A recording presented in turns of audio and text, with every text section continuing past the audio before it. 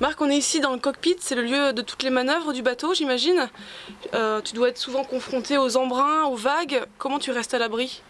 Eh bien justement, ça tombe bien puisque aujourd'hui on a rajouté ce qu'on voit au-dessus, une petite, ce que j'appelle l'abri de jardin, et donc qui permet de manœuvrer, en tout cas sur les winches, sans être mouillé. Parce qu'il faut savoir que ces bateaux-là, les IMOCA 60, sont des bateaux qui mouillent énormément.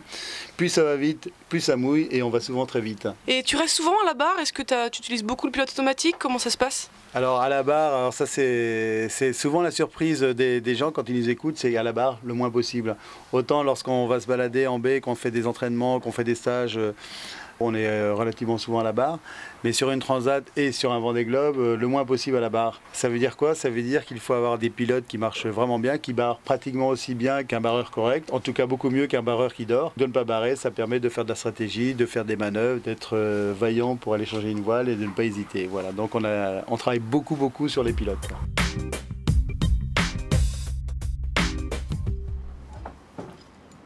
Marc, on est passé dans l'habitacle, donc je suis hyper surprise parce que en même temps il y a de l'espace mais c'est hyper succinct. Comment tu vis ici? Donc tout est réuni dans ce volume à l'intérieur avec le bureau ici, là où on fait la communication, la navigation, la stratégie. Juste derrière moi, c'est la chambre, il y a une couchette qui est relativement confortable. Il y en a une autre d'ailleurs de l'autre côté pour lorsqu'on vire de bord. Et puis dans le même endroit, à proximité, la cuisine. Ça se limite à un petit truc à gaz qui permet de réchauffer les plats cuisinés ou bien se faire un thé. Voilà, c'est très succinct mais ça fonctionne bien. Les toilettes, c'est où? Ah, il y a un seau. Il y a un seau? Ah oui, c'est assez primaire, assez primitif, mais ça marche toujours.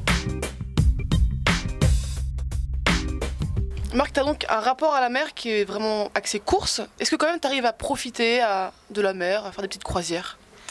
Pas assez parce que je passe beaucoup de temps à faire des courses, à faire des entraînements.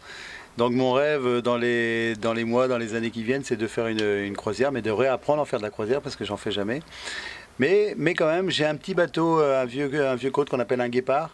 C'est des bateaux typiques du golfe du Morbihan qui me permet le soir qu'on rentre de mer ou bien pour me balader, de faire des tours, soit à la sortie d'ici de la rivière de la Trinité, soit sur la rivière de Crac, soit à l'intérieur du golfe du Morbihan. Donc c'est petit bateau, pas beaucoup de problèmes, et puis ça permet vraiment de se détendre, il n'y a pas de soucis techniques, tout est facile. Hein.